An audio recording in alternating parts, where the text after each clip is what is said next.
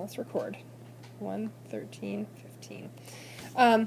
This is a classification system for molecules. Every molecule that you built today and yesterday and whenever we last actually were together for more than 2 days in a row can be classified this way. And so for each of these, when you name it, everything has a central molecule. That's your A. B is how many other atoms are tied to the central molecule, and that gets a subscript. Okay. If you have, okay, so CO2,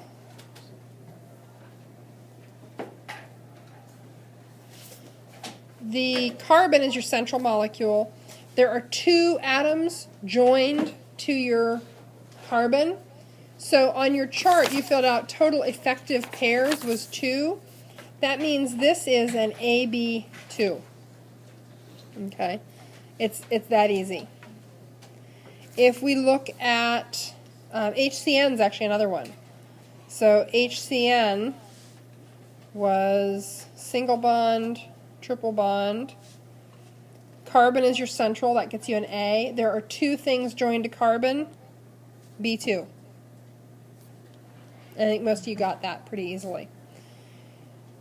This E refers to unshared pairs of electrons. So if we look at water, let's shrink all these guys.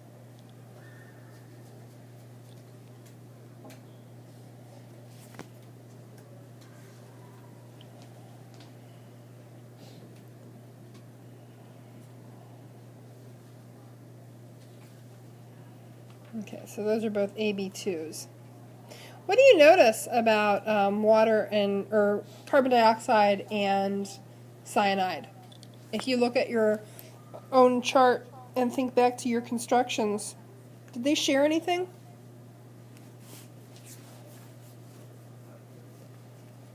Same shape. They are both linear. Anytime you have an AB2, guess what shape it's going to be? Linear. What you're going to see is that as you go through and classify all these things with ABEs, you're going to realize, and pretty soon you'll just know, like, oh, AB3, that's going to be trigonal planar. Oh, AB2E2, that's going to be bent. Because each of these classification types has got a characteristic shape, because what's attached to that central atom is what creates the shape that we see. It creates the geometry we see. So let's do water. Water, we've got our 2 unshared pairs on the central. We usually write it something like that, or usually actually upside down of that. Can I turn that? I can. Hey, that's pretty fancy. Okay. So, water based on this system. Oxygen's our central, that's our A. How many other atoms are attached? 2. How many unshared pairs are attached? 2. Guess what? AB2E2s are always going to be bent. Okay. What were your other bents? SO2 was bent, right? Let's look at SO2.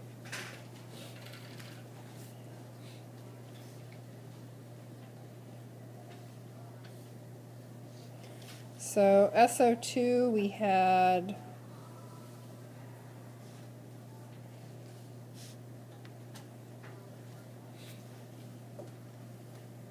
that had what, a double bond and an unshared pair? I'm doing this from memory. Is that correct with resonance? 6 times 3. Okay. So that would actually be not an AB2E2. It would be A B2E what? Just E, right. It would be E1, but anytime that's a 1 subscript, we just disregard the subscript. So that would be an A, B2, E. And that one's also going to be bent. Okay, let's get to some of the good weirdos. I'll shrink. Not really all that weird, but some of the more complicated ones. So here's an interesting one. Let's look at ammonia. That's NH3. It's the stuff that makes cat pee so smelly. So ammonia.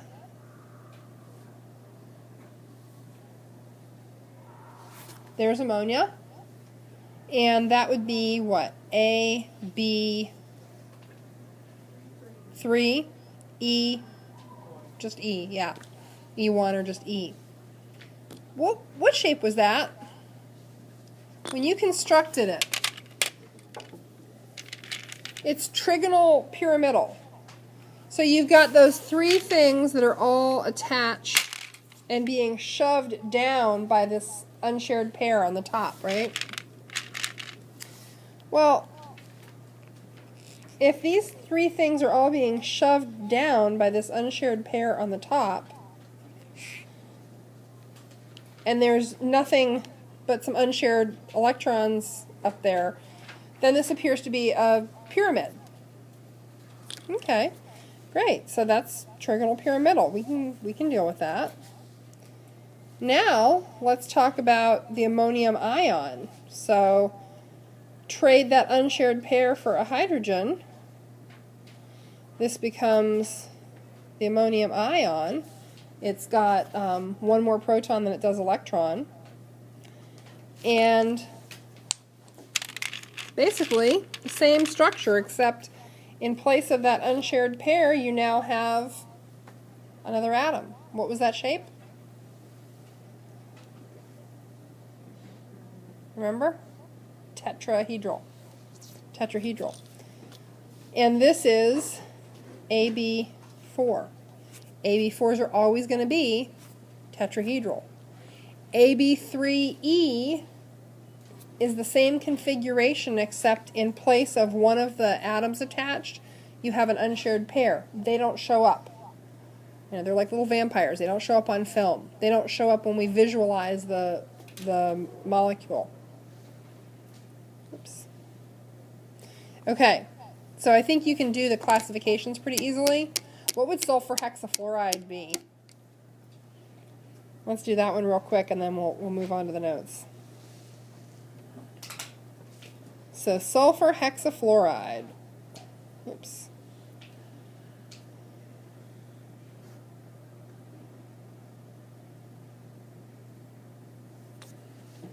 A, B, 6.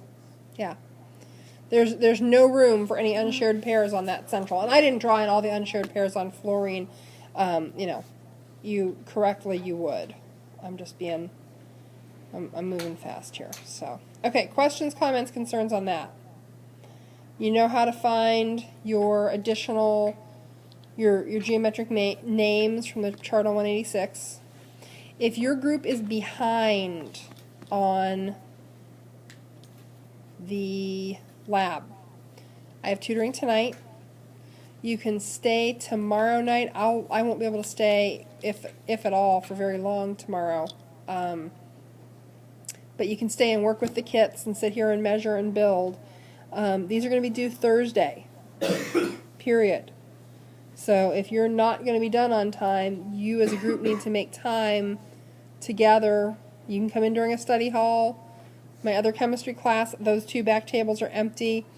Come in and work together. Come in for tutoring tonight. Come in for tutoring tomorrow. Whatever you need to do. But these are going to be due Thursday, period. Regardless. And then your test will be Friday. Okay, so let's talk about hybridization. So I've got some orbitals here. Thinking back to orbitals. What's the one that's shaped like a beach ball? It's a sphere. It is a s orbital. Okay, great. Fantastic. That's easy. Now, you know, I've got things that are a couple of dumbbells around the nucleus, or a couple of drumsticks. Okay, great. Awesome. Well, if I have something that is sharing just on one of these, So it's sharing in a p orbital. It would always have to be linear, right? Because I've got two things that are going to share electrons between two p orbitals. They can only line up like this to share. They could overlap like that. You can't have something doing this. That doesn't work. How many s orbitals are there on each main energy level? S orbitals, not electrons. Orbitals. Just one. How many p orbitals are there? 3.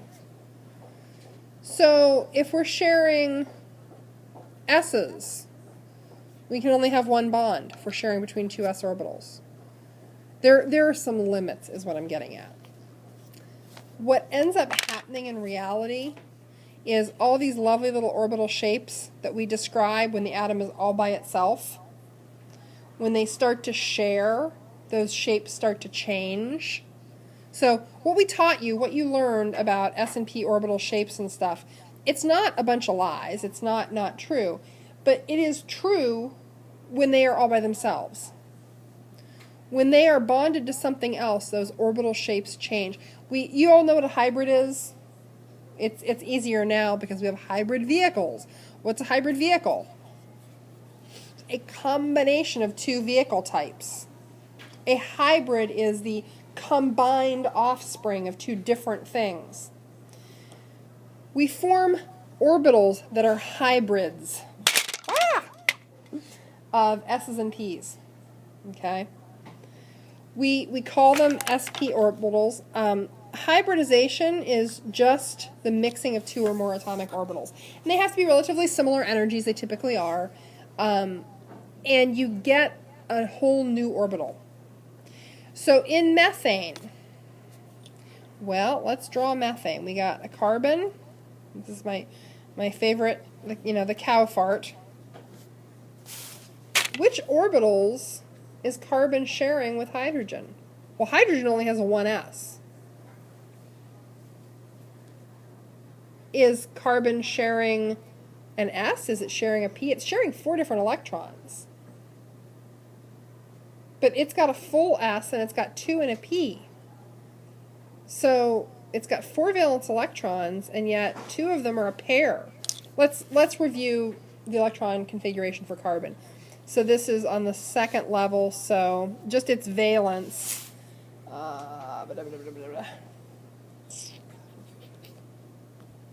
If that's carbon, then what on earth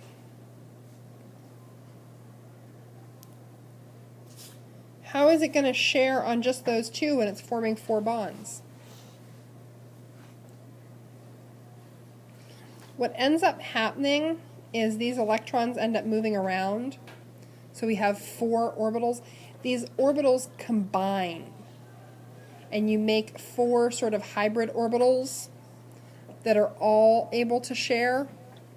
And each of those orbitals is called an sp3 orbital. So you share some of the space from that s orbital, and you kind of split it up 4 ways, and what you get is this sp3. It's 1 part s, 3 parts p. 1 s orbital went into it, 3 p orbitals went into it. I'm going to tell you that we don't do this in a whole lot of detail here. I want you to realize that the orbitals do hybridize. I want you to understand that the hybrid names. So based on that example, if an sp3 orbital is 1 s orbital and 3 p orbitals, an sp2 orbital is 1 s and 2 p's. Yeah. So those are the kinds of configurations that we tend to see. I want you to understand that much.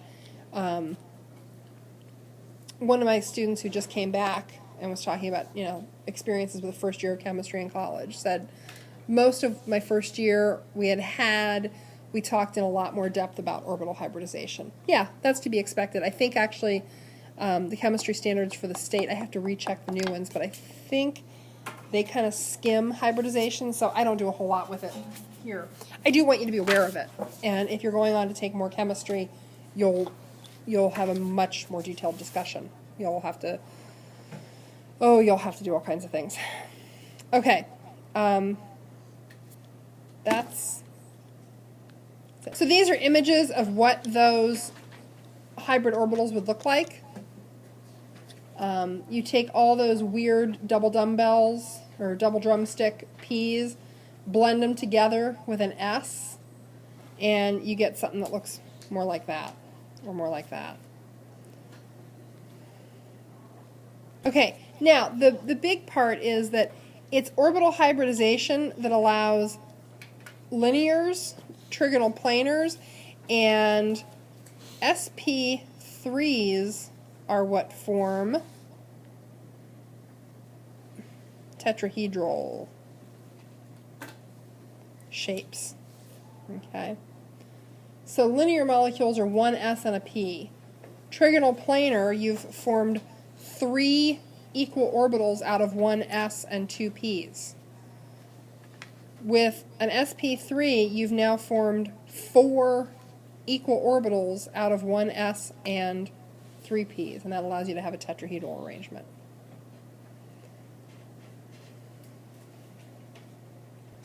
All right, so now we're gonna step away from the geometry. You'll immerse yourselves. Well, you know what? While we've done this, here's the other option I'll give you. We've got about 4 more slides to discuss. I can give you the time to just work on the labs today while we've been talking about geometry before we go on to anything else, and then we'll finish these ideas tomorrow, and then labs are due Thursday. So why don't we do that? Okay, go.